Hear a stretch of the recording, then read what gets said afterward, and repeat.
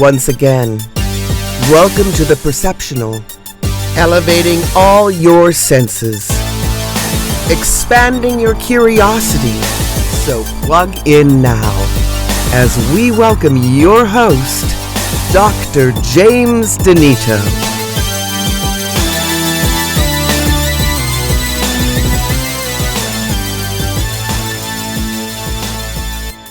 Welcome back, friends and fans of The Perceptional.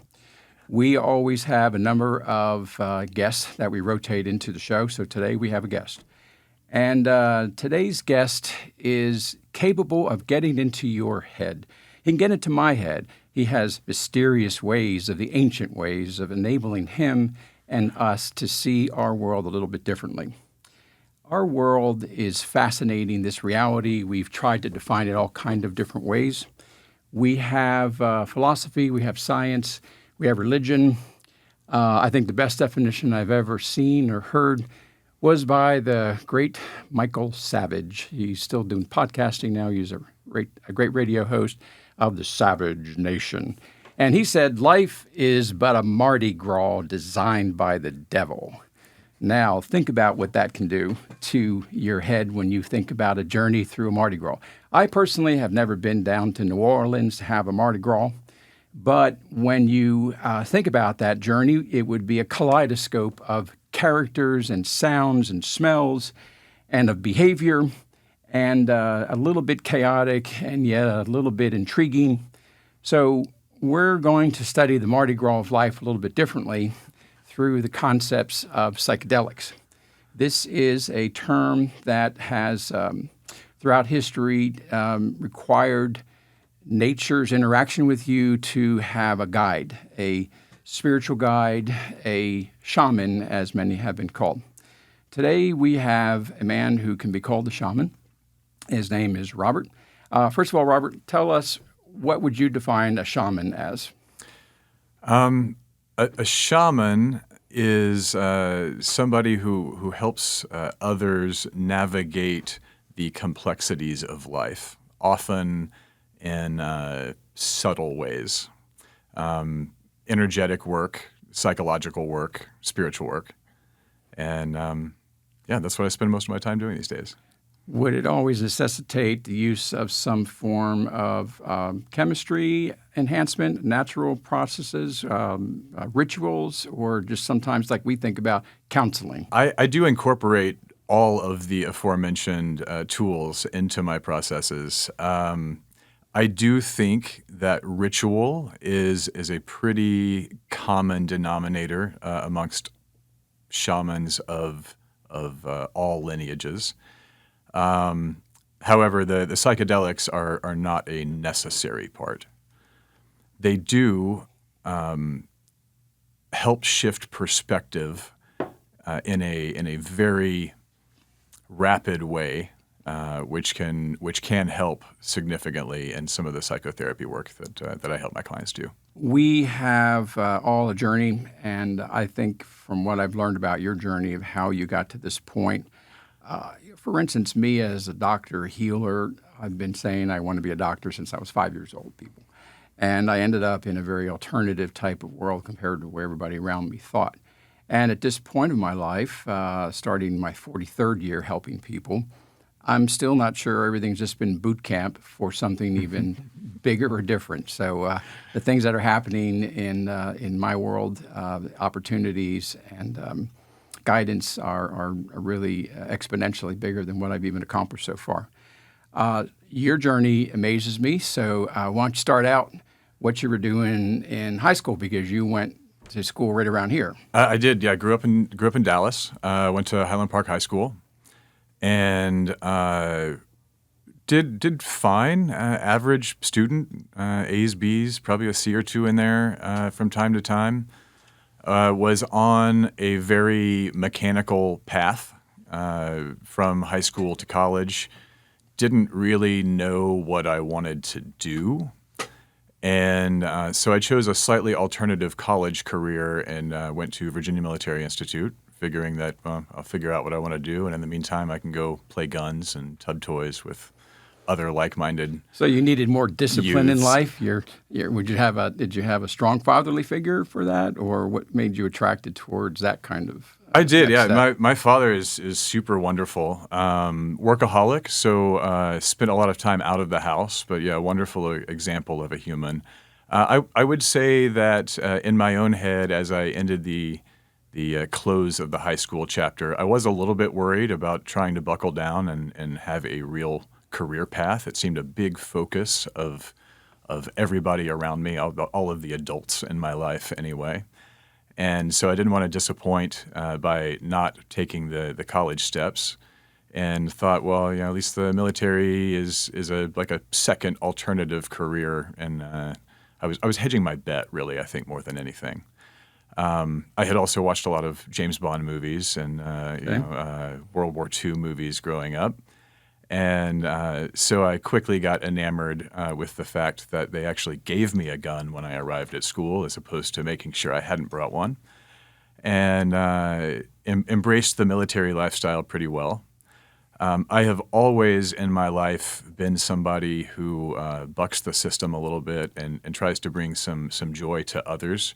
So even as a rat or a freshman at VMI, my room was known by both peers in my freshman class and even several of the upperclassmen as a place that you could come and like hang out and let go of some worries, and you would leave feeling a little better than when you had arrived. So I guess this weird the shamanic path started earlier than I'm really aware of or was ready to embrace. But I did the military thing. I worked for the government for a little while. And when I got married, that career was not congruent with a married family lifestyle. So I got into investment banking.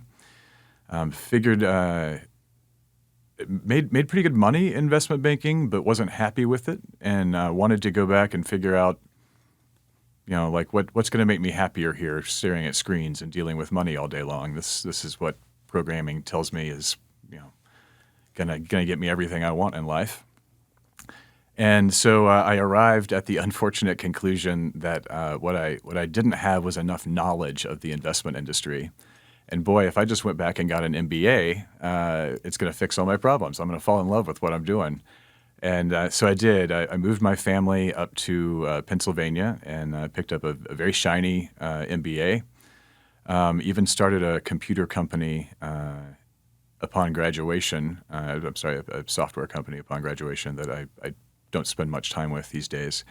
Produced a few movies, but ultimately landed back in Dallas. And at some point in trying to figure out what I wanted to do with my post-MBA life and all these moving pieces, my wife at the time got a breast cancer diagnosis. And when she got sick, it gave me I had a lot of time for introspection as to the heathen lifestyle that I had been living versus her very clean and proper lifestyle. And it seemed very unfair to me that she would end up with this disease, given that she was the one that had always played by the rules. And what became a very casual interest in yoga since I was 14 or 15 became a very significant interest. I became a yoga teacher, meditation teacher. Started studying Ayurveda, which is the health healing through food sister science of yoga. And while the breast cancer did go away over time, and it started us down a course where I had clearly found something that I was enamored with and wanted to go on this healing journey. And she did not want part of that over time. And so when the pandemic hit and we were forced to be locked inside together, that made it very clear both to me and my now ex-wife and our kids that we were all just miserable under the same roof. And so I started the divorce process. And one of the yoga studio owners where I taught, still teach, although she just no longer owns the studio, she called me up and said, hey, we have all these beautiful spaces, and we're not allowed to open them up to the public. Also, travel is a thing of the past, but wouldn't it be fun to take a different kind of trip in one of these beautiful yoga spaces? And so she invited me to a mushroom ceremony. Had a friend coming into town that was a budding shaman somewhere in the Appalachians, I believe. And I had tried mushrooms twice before to no avail. Sat there and watched everybody else having their experience while I sat there sober as the day is long. But under the duress of a newly formed pandemic and a splitting marriage, I said, sure, third time's a charm, right? And so I sat in medicine with this priestess and had a proper mushroom ceremony as opposed to recreation. And boy, that medicine just lit me up, opened right up for me. Totally magical experience. A piece that I forgot is when my ex-wife got her diagnosis, I also started studying positive neuropsychology. And the combination of the mind-expanding mushroom experience that I had, along with a decade of studying positive neuropsychology, just instantly clicked. And in that ceremony, I sat and helped people work through a few problems that were coming up for them from their shadow world. So that launched my psychedelic interest, which, with a lot of free time in the pandemic, I had plenty of opportunity to explore. Ended up in Colombia studying ayahuasca back in 2021 in the rainforest in the Amazon. I've seen the world through many different eyes of my patients and my own journeys. I think a lot of my patients who've interacted with me may think that I'm on some endless psychedelic trip all the time without the use of anything extraneous like that. I've come to a conclusion, I think others have reached before me, that man is 100% spiritual, not physical. What would you comment on that alone from a simple perspective? I absolutely agree with that. I think man is a spiritual being having an emotional experience is kind of my psychological outlook. And I can't claim that as an original. That actually comes from the mind of Dr. Jill Taylor, who wrote a book, Whole Brain Living. We can compare a psychedelic experience almost to dreams, which come to us as a gift, as a curse to some, as a blessing to others. And the dream is a journey. We have them every night. Some of them are contiguous and connected. Some of them are all over the place, endless interpretation of dreams. But I always thought a psychedelic experience was an instant step into the dream world. What I think would be different is that on dreams, very few people can become lucid dreamers, interact with it. They're observers. There is no perception of time in the dream. And when you take a psychedelic journey, you encourage a path, a curiosity. The word curiosity has C-U-R-E, cure, in it, and it is the journey to wander. And there is a lot to doing a psychedelic journey, to wander with the curiosity of the experience. So tell us how you set up a person for that experience to make sure that they take the pathway that is right for them. Sure. So there is definitely some meetings in advance before I go on a psychedelic journey with anybody. And that's both to learn a little bit about them, about their history, about how their mind works, and most importantly, what it is that they're hoping to achieve by working with me in that capacity.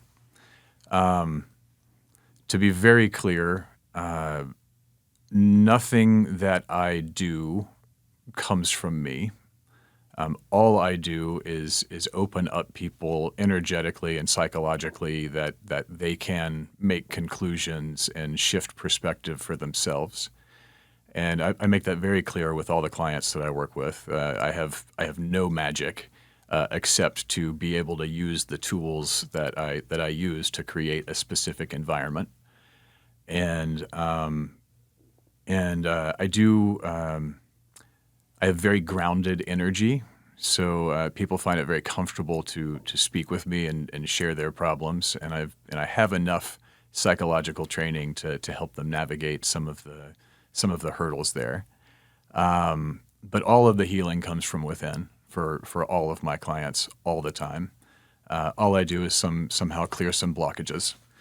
And to that point, for the healing to really be effective, besides prepping somebody for the ceremony, the actual execution of our time together in that psychedelic space, and then I follow up with pretty extensive one-on-one conversations with all of my clients to make sure that the experience of that journey is landing in their lives how they expected, and continue to work with them in almost a coaching capacity to continue to make the change. I've certainly seen some very scientific acceptance. For instance, we referred some people out to Johns Hopkins where they've got a full program there with a waiting list, and they'll put you on a nice experience. I'm not sure if they're using pure LSD to keep it real scientific up there.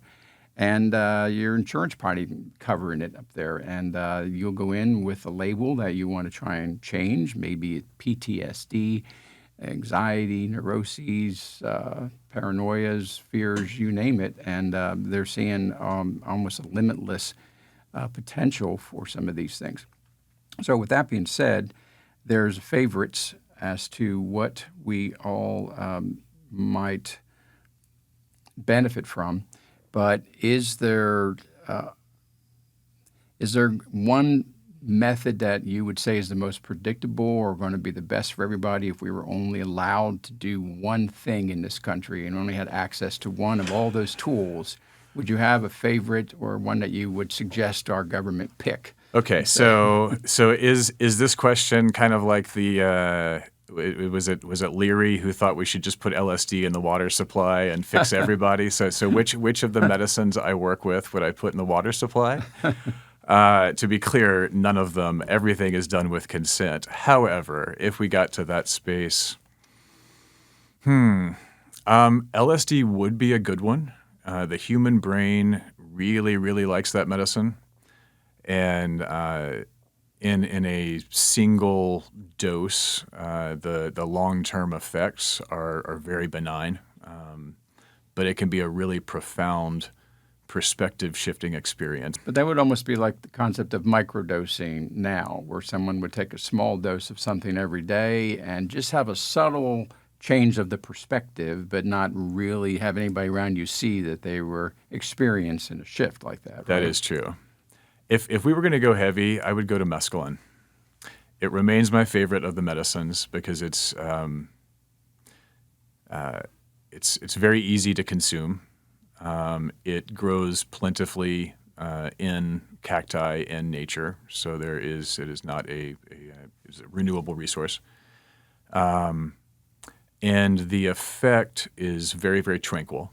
It makes you feel the interconnectedness energetically of all things, and makes everything right in the world for a few hours. And so if somebody is really having a tough time in their emotional body, in their energetic body, mescaline can be a really, really good way to mitigate that psychosis, for lack of a better word, and to help them explore what's going on without having to feel it so much in real time. Now, you said that's cactus. Isn't peyote a cactus as Peyote well? is a cactus. So are they related in some way, or are they very different cactus species? So I have not tried peyote. A dear friend of mine and a muse on my psychedelic journey from California pointed out to me that it has been on the endangered species list for some time. And so I think if I were invited by a tribe to go and experience peyote, I would do that because I know that they harvest it and keep it in a very sacred way. It's been a little over harvested by people as a seeking chemical, it somebody's going recreationally. to find a way to synthesize it sooner or later, Yes. or is it a complex blend of chemicals that maybe they'll never be able to duplicate? So I have tried both. I have tried lab-based white powder mescaline. It is a lovely psychotherapeutic tool. It has all the calming effect. It has all the tranquil effect. What it is missing that the San Pedro, which is really my preferred form of mescaline, does provide is that spiritual connectedness. And I'm willing to say that it's something in the cocktail of additional alkaloids when you extract from the cactus itself that adds that magic that the white powder chemical straight just does not have. Wasn't LSD essentially a synthetic derivative of the psilocybin mushroom, or did that come up from some deeper? LSD is actually based on the ergot fungus, which is a grain fungus, and it was Albert Hofmann and working for Sandoz Industries in Switzerland in it was the 40s and 50s, was working on a medicine based on this ergot fungus and developed LSD-25.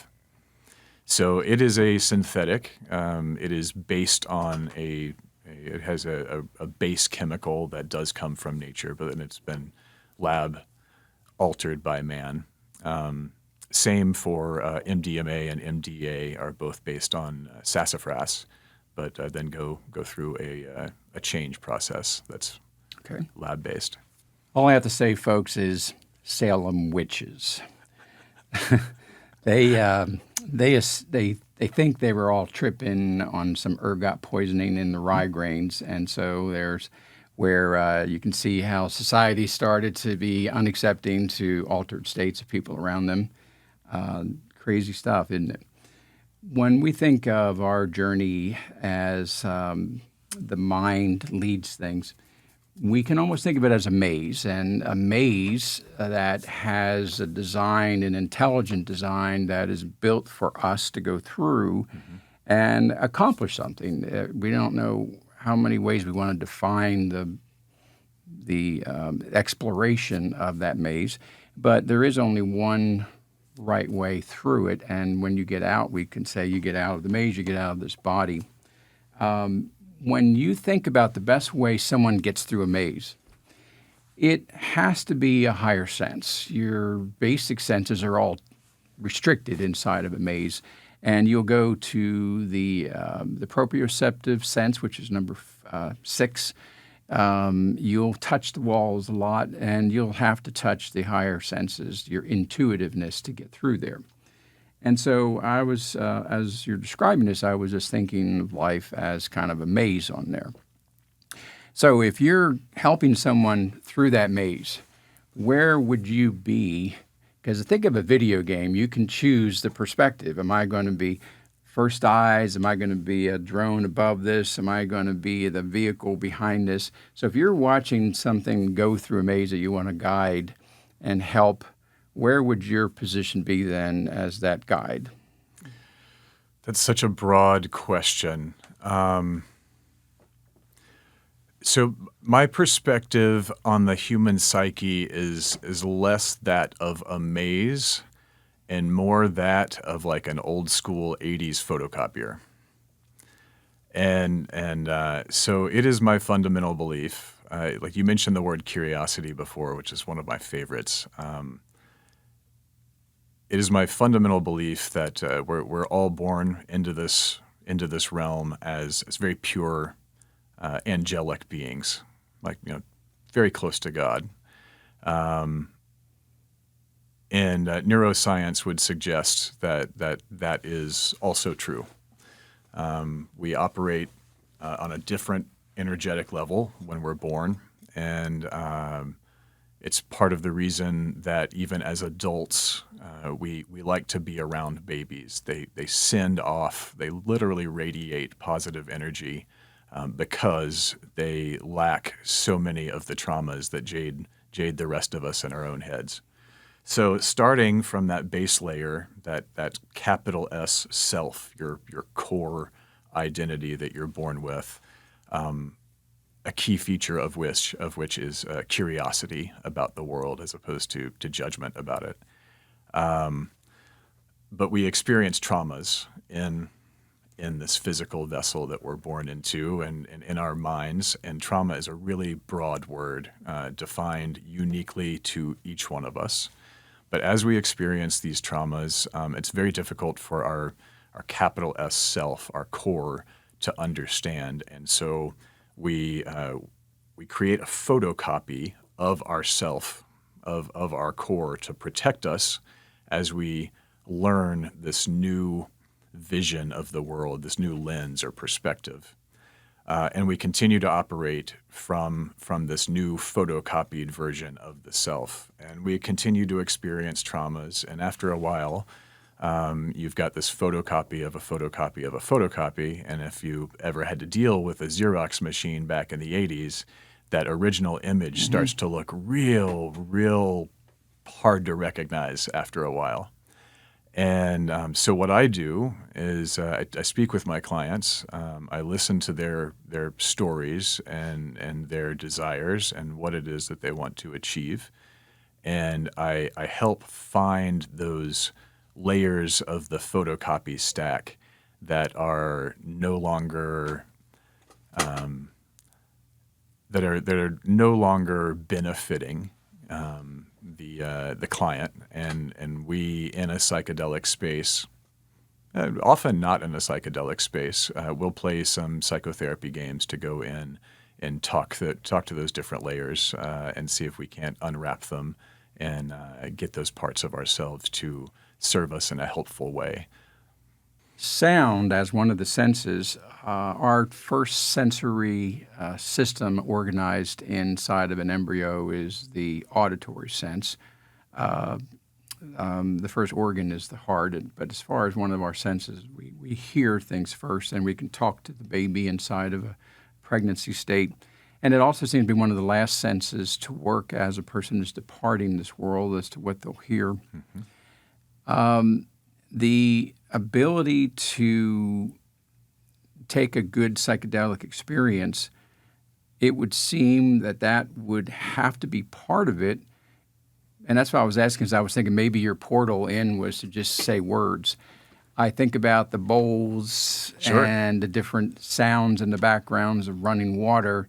So is the role of sound maybe more just a background thing, and it doesn't have to be so exacting about, hey, I want you to go to that little mushroom you see growing over there, that red one that you're describing, and go see what it is, or what? How do you think the sound puts a perspective here? So one of the things I tell all of my clients before we ever get into medicine is that the medicine itself is only maybe 10 or 15% of the journey. The bulk of the experience comes from the mindset that you're arriving with for that psychedelic journey, and equally the setting that you're in.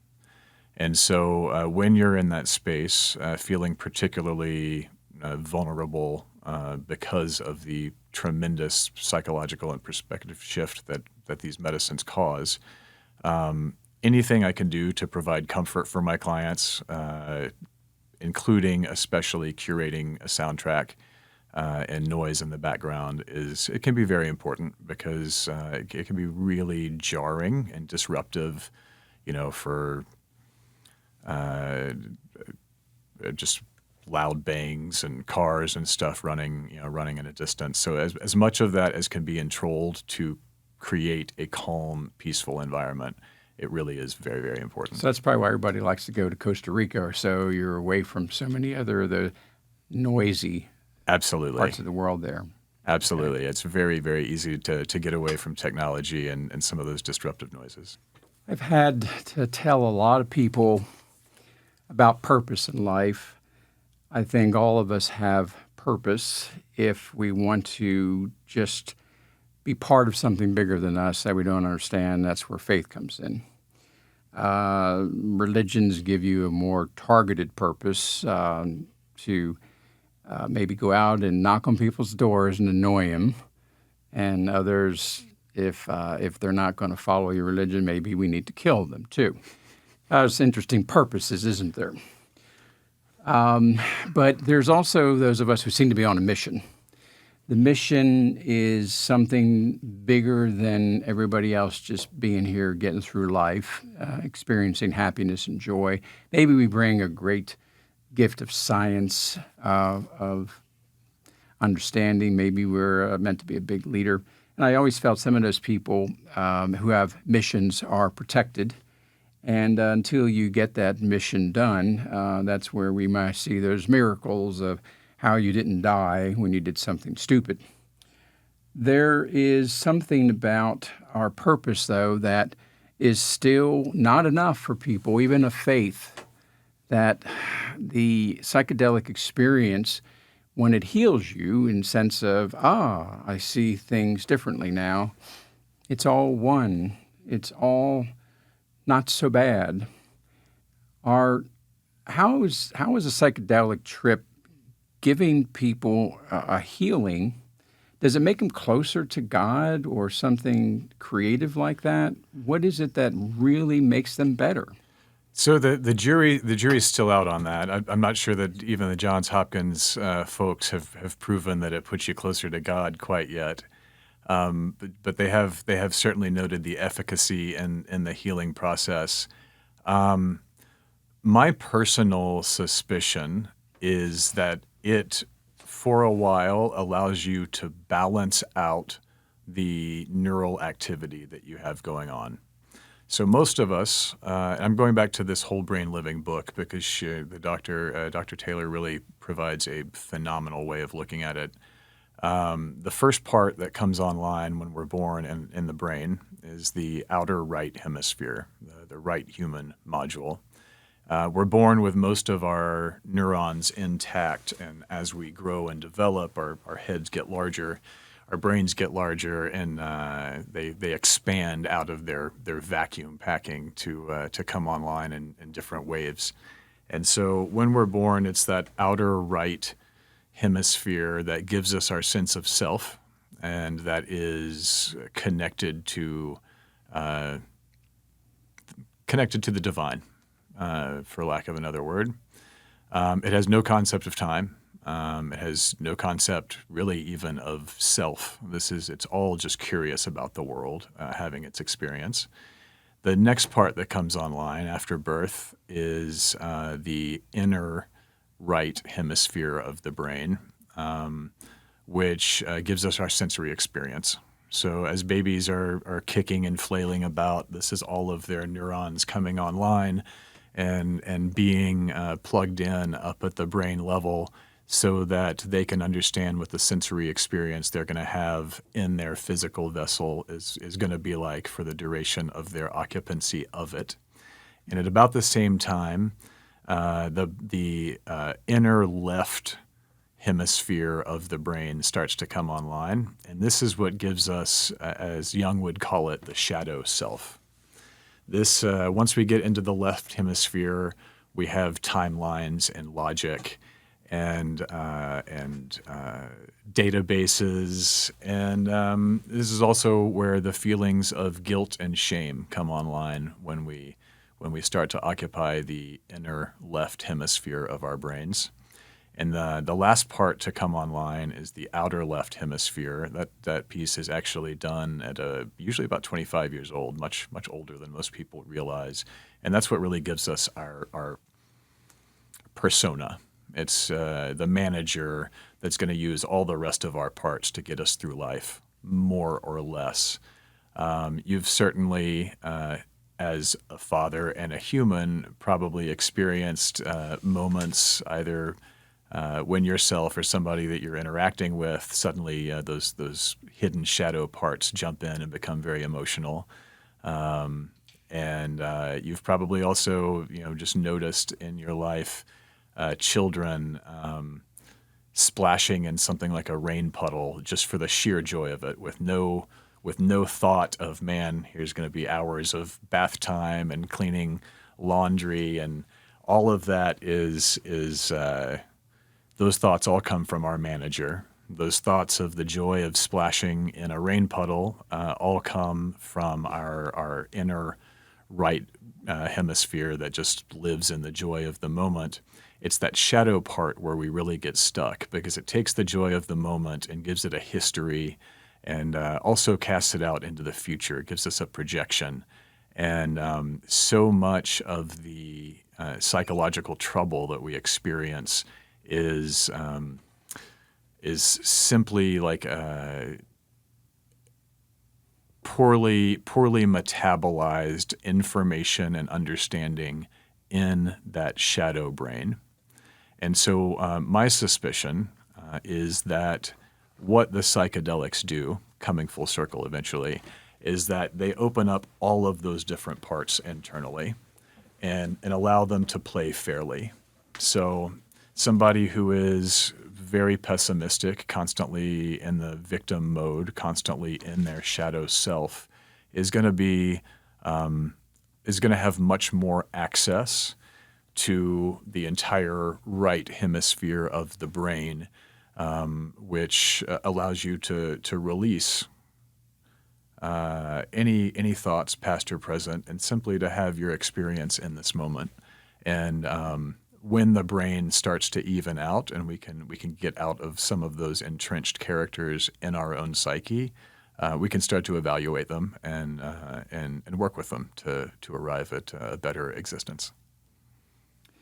Well, let's just say he's got my brain swirling, and that brings me to a couple of interesting thoughts. One is the vortex, the spiral, that is the basis of all energy and movement, and my work on the black hole has found that we have this vortex going through us as we're studying all the reflex points on the body, and everybody's got their opinions. As I'm mapping out on my own charts, I'm beginning to find this band pattern around you that spiraled. It's almost like how we would wrap a light pole for Christmas at the downtown areas of a city. And so as I hear him describing how this brain, I can just see this vortex where it's spiraling into development on there. But I also went to a darker place, folks, and that is alien skulls. I've held in my hands the Star Child Project skull. This one went through quite a bit of science. It came out of Mexico. And it was a young child that had apparently been some hybrid experiment with something off this planet. And that skull has been so extensively studied. You can go look up the Star Child Project and see what you can find on that. CAT scans, DNA, and it's half human. It's not all us. But the biggest thing you'll notice about it is this expansion of the skull to the sides, what parts of the brain that would harbor. But then I go down to all those other giant skulls where they've elongated up the back area that were covered by the Egyptian hats, and go down to Peru and you'll see no shortage of those skulls down there. And therefore, what parts of the brain that are telepathic or capable of higher levels of things, maybe psychokinesis or things like that, it seems like we need real estate to get some of that stuff done.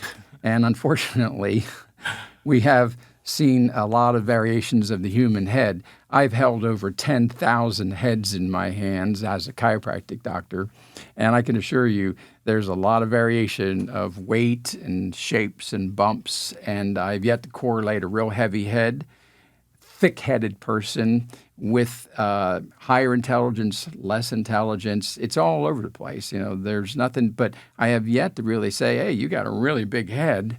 What planet are you from in here? So anyway, that's where I said he got my head swirling here, because I really think there's a lot to the research that we are seeing as to how these parts come online, so to speak, here. Yeah, totally agreed. Here's a thought for you, Robert. Yes, sir. You only own your consciousness. You don't own land, physical things. We all think we own something and we claim things, but even the body we don't own, because we can't hold on to what is ownership, so to speak. We use that term a lot with emotions when we have somebody who does something and then wants to blame someone else. We say, look, own it, you know, and take possession of it, so to speak. When we own our consciousness, What kind of ownership would you define that as? What kind of an owner do we want to be of our consciousness? What kind of a steward?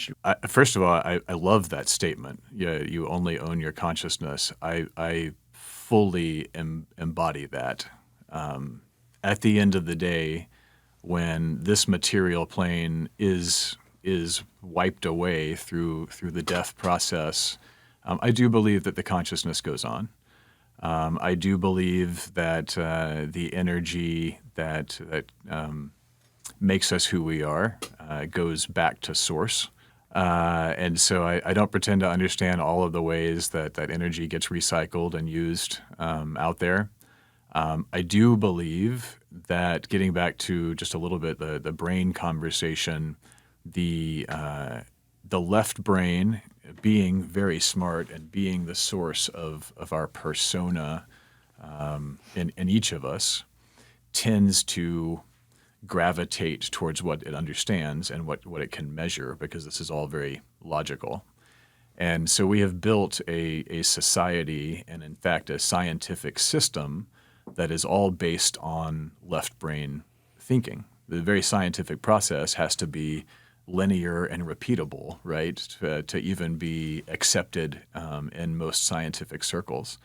And so I venture that the right hemisphere of the brain that society does not spend a lot of time embracing has access to all sorts of energetic capabilities that we're just marginally starting to understand.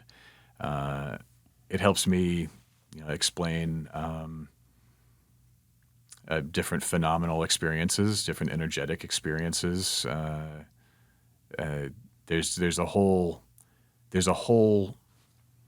counterpoint to physics that we are just starting to even be aware of, and it's just a fascinating, just kind of a fascinating thing to think about, and some of the social problems we run into, like the patriarchal society and toxic masculinity. I recognize, to be clear, that I am a white male, and so I have not really suffered at the hand of. However, I don't believe in any global cabal of exceptional people trying to keep everybody else down. I think it's a function of society that we have so heavily tried to measure everything and get into left brain thinking that the left brain, being that masculine side, it's kind of a function of where we are. And I would love to see more people start to embrace their right brains and get into their inner feminine for some balance. When you have energy studies of the brain using spec testing, we call it, you can use MRI scanners.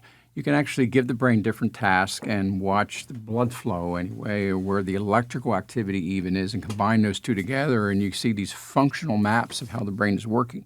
And what you notice is that there's no left-right imbalances. It's all symmetrical for almost everything we do, and yet we know there's such differences between the right side and left side that is not measurable. It's Right. still there in a superseding manner above it, but it's guiding it somehow, but it's not how the business end of it gets there. Correct. As I was pondering your answer on ownership of our consciousness, I got to thinking, well, how does one become an owner, though? Do you create this thing? And I don't think any of us want to be so bold as to say we created our own consciousness. So that means you got it from something else, somebody else, something else bigger than you. Absolutely. And so that's what gives me a sense of humbleness and a sense of respect, where I want to make something that gave me this gift to own proud of it. And I think we display that when we watch our children around us. They'll create something and they'll want to show you. And they're the best things you could ever tell a child, especially if it's your own growing up, is how proud you are of them, of what they've done. And that really is one of the most powerful things I think you can give people on here. Giving them a grade in school is not even close to an achievement, Oh, yeah. And by the way, I'm against graduating from kindergarten. Let me get that on record here. Speaking of, let's give you a reward for something. Yeah, we can say to you, "I'm proud you made it to your first day without pooping in your pants." That's first grade is a lot of that diaper control on there. Let's talk about bad trips. Can I interject first? Yes. Because I do. You thank you for so subtly reminding me that I didn't actually answer your question about ownership of consciousness. All of my philosophical interjection there was trying to eventually get to the point of awareness is key. An awareness of how your consciousness shows up for you and doesn't can be really, really wonderful in life and can help you get through all sorts of internal navigation situations. And it is a choice as to how you want your consciousness to be perceived and received by others. And so the way that I try to keep my conscience clean is to gravitate towards those things that are quote love and light. I go out of my way to watch my personal consumption in the way of food, in the way of media. I try and keep it positive as much as possible because it really does affect my energy and my subconscious and my conscious, and that is energy that I project out into the world. And so I try to make those love and light choices. Okay, so we were talking about the bad trip. That could be, is that a physical thing where you have to have the paddle to bring somebody back from a heart irregularity, or is it more of a psychologically defined thing? I have been through EMT training just to make sure that if that is ever a necessity, it is available. That said, I've never had to go through any such extremes. The bad trip is almost always caused by somebody arriving with a bad mindset and a lot of negative energy around the experience, or the setting not being a place that they can get physically comfortable and relax into. For any of the medicines that I work with to be effective, the most important thing you can do is to be aware that what you're about to experience is, albeit maybe a spiritual and transformative experience, it is one that will end when it is properly, when this medicine is properly metabolized. And so to be able to rest in that comfort and to really relax into the experience and receive whatever is coming energetically is clutch to a really positive and transformative experience. I would say most often the bad trip is it's going to be wrong environment or wrong mindset. You just ride it out, or is there an antidote to help the chemistry change quickly? I know, for instance, if someone had fentanyl, they give them a Narcan or Correct. Narcan, whatever that drug is called, bring them back. And I know there's some powerful ways even vitamin B3 can pull the brain chemistry back. Do you just kind of ride it out, or do you try and help them with some special teas or something? I do have some tools in my kit for grounding purposes to help somebody calm energy. I have heard that Xanax will end a bad LSD trip. I'm proud to say that I have not yet provided a bad trip to anybody in my professional experience. I have in learning some of these medicines made some questionable judgment calls in my own path and experience with them, but I have not let anybody else to have a bad trip. And I think that my process is set up so that is really mitigated before it could ever start. There's there's no limits to where you'll go too, right? You've been different parts of the world. I You have. have people come to you, you go to them, and they bring groups together even, correct? Yeah, most often I am a traveling shaman, I guess. I've hosted ceremonies in California, Ohio, Texas, Belize, and Colombia. Ah, Colombia. What was that like in terms of the fact that there's such a drug world down there with the cartel system already, and yet cocoa leaves are so used by everybody. Was it a scary environment, or was it separated from like going almost to a resort where you didn't really know you were in Colombia?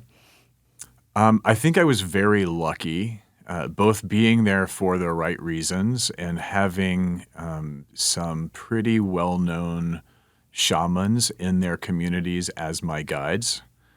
I would say the least safe that I felt was in Bogota for the couple of days that I was there. I felt right at home down in the Amazon. I tell you, it was a crazy entree to that experience too. We flew from Bogota down to a little town, Leticia, at the very, very southern tip of Colombia. And it's the kind of place that you get off the airplane, walk a few blocks into the city, and if you hang a left, and walk 3 blocks, you're in Brazil. If you catch a boat across the river, you're in Peru. And so it's this multiple cultures all coming together. No real identifiable borders, nobody policing them. It's people like living down there trying to survive and generally getting along in a very friendly way. It was like actually one of the happiest places I think that I've ever been. And we were having such a good time on our arrival that we found a place. It was brutal hot, even though it was December, right on the equator. And we found a place on the Peru side that was doing these frozen lemonade drinks. No alcohol. We were all headed into 2 weeks of ceremony. But we got enamored at trying to make ourselves cool and comfortable in the middle of the Amazon with these frozen lemonade drinks. And we didn't see a storm rolling in while we chatted and watched the parrots coming to join us on this patio flying out of the trees. So it starts to rain, and the first thought is, great, we're just going to ride this out and have some more frozen lemonades. A couple hours later, the rain is not letting up. The streets are starting to actually fill, and we still have several hours to hike into the Amazon before we're going to camp for the night. And so we finally make it across this flooded town to the edge of the rainforest. The taxi takes us as far as he's willing to, drops us off with all our gear, and we start hiking in, pouring the whole time, pitch black because the sun's gone, and now it's all clouds and everything overhead, and of course canopy to boot. We probably couldn't have seen the sun at that moment, even if we wanted to. And about 45 minutes into our trek, we hear a jaguar from just off to the right, letting us know that we have entered his turf, and he is not particularly happy about it. And How many were in this group of you here? There were 5 of us walking into the Amazon together. Okay, so the jaguar would have left at least 4 survivors, perhaps. And none of us armed. One of the Taitas I'm with has his guitar, and the other has a violin, and those are the best weapons we had on us. But instead, like we paused, took a moment to kind of eliminate fear and ground, and said a little prayer and thanked that jaguar. And it gave us another low rumble after we'd said this prayer, and the Taitas looked at us and said, "All right, he gives us permission." And so we walked the next, I think it was another 90 minutes before we finally arrived at our destination that night. But it was quite the the bizarre welcome to the Amazon. I didn't actually see the Amazon until the next morning when we woke up. Felt just immediately at home. I'm always ready for another trip to the Amazon. Wow. All right. Well, that's going to be on my bucket list too, as my ability to travel again. I've been to a number of places. The closest I've got to that would have been Costa Rica. And my wife and I went back to this area of the beach to get to a very remote area of beach, and there was a gentle river coming out of the jungle that was a gentle river the day before, and it had really kicked up. And so I was saying, let me see if I can cross this first. And the stream was so strong that I should have stopped midway, but I went all the way across. And within another 20, 30 minutes, it was impossible to cross back over to her. So we had to move me slightly up into an estuary, or if I'm pronouncing that right, where water was calmer. Estuary, yeah. Yes, and there was crocodiles in there. Yep.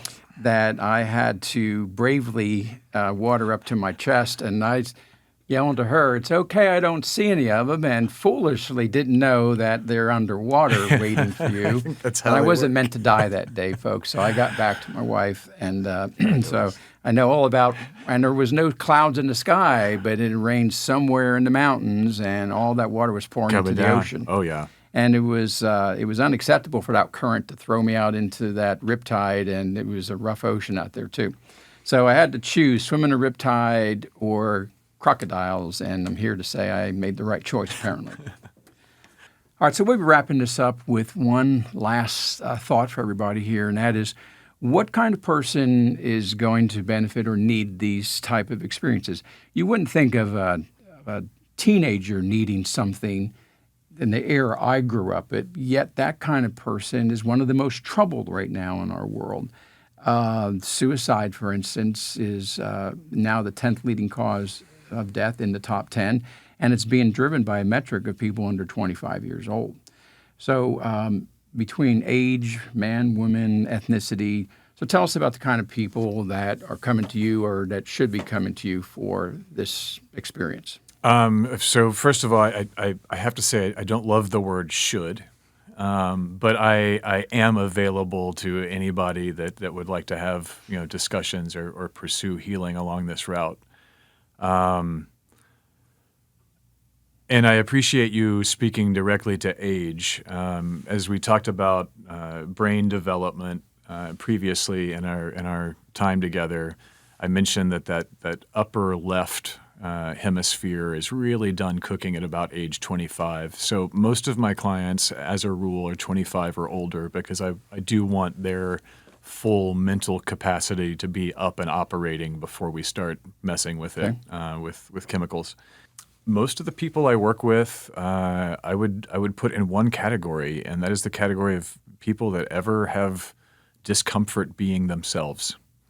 I get a lot of referrals from medical doctors that are working with PTSD patients and veterans in particular.